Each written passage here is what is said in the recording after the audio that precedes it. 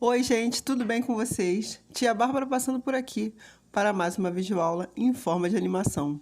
E hoje nós vamos trabalhar na disciplina de língua portuguesa, tá bom? Vamos lá, juntinho com a tia. Assistindo o vídeo com bastante atenção. Então, crianças, abrindo o livro com a tia na página 55, hoje nós vamos falar sobre gênero textual contos populares. Nós vamos analisar o gênero textual conto popular. Também vamos conhecer as principais características do gênero textual conto popular. E também conhecer alguns exemplos de conto popular. Você sabia que a maioria dos contos são obras ficcionais, ou seja, são criadas a partir da imaginação do autor?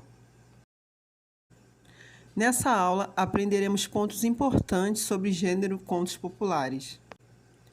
Esse gênero textual apresenta uma progressão de acontecimentos dentro de uma estrutura fechada e objetiva. Tal qual, um texto narrativo possui narrador, personagens, ponto de vista e enredo. Sua estrutura é dividida em 3 momentos. A introdução, com uma breve apresentação do local, personagens, tempo e acontecimentos. O desenvolvimento, em que se desenrola a ação, é o clímax, que fecha a narrativa de maneira surpreendente. Bem, agora vamos ler o vocabulário ainda na página 55. A palavra progressão significa avanço, desenvolvimento, continuidade. É essencial que se faça uma leitura minuciosa, destacando expressões desconhecidas e referências a outro texto. Por exemplo, essas técnicas facilitarão a compreensão do texto, assim como as seguintes perguntas. Sobre o que é a história? Quem são os personagens principais? Quando e onde ocorreu a história? Quem é o narrador? O narrador também participa da história ou apenas narra? Vamos a mais um vocabulário na página 56.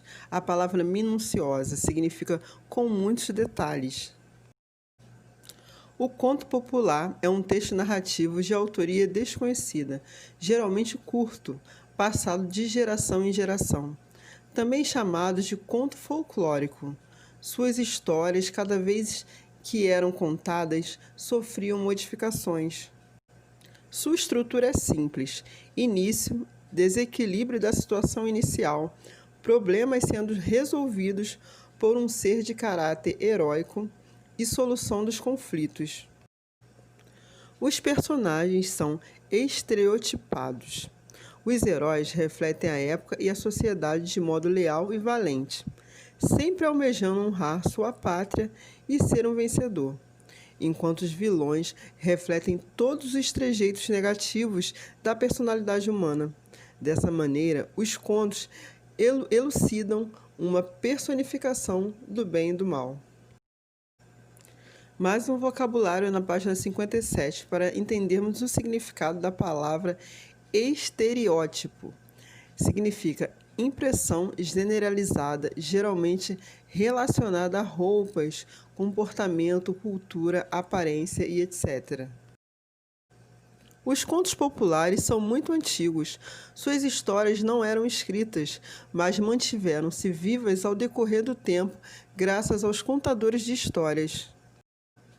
Os autores modernos escrevem suas próprias versões e assim muitos desses contos trazidos da tradição oral tornam-se livros.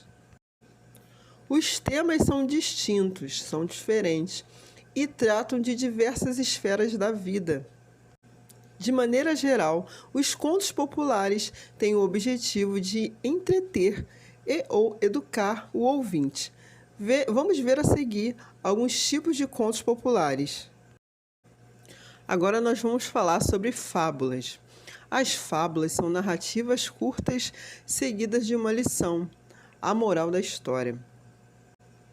Geralmente possuem como personagens animais com características humanas.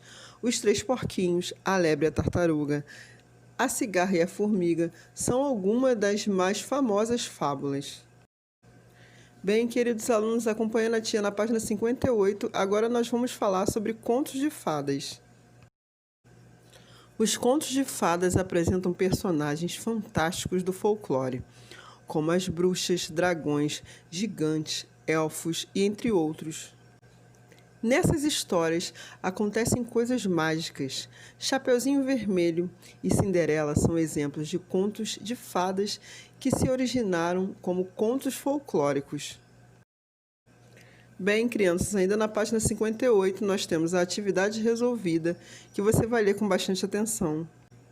Na página 59, nós temos o Aprendendo um Pouco Mais, que você também vai ler com bastante atenção. E ainda na página 59, nós temos as atividades para serem feitas, que vão da página 59 a 64.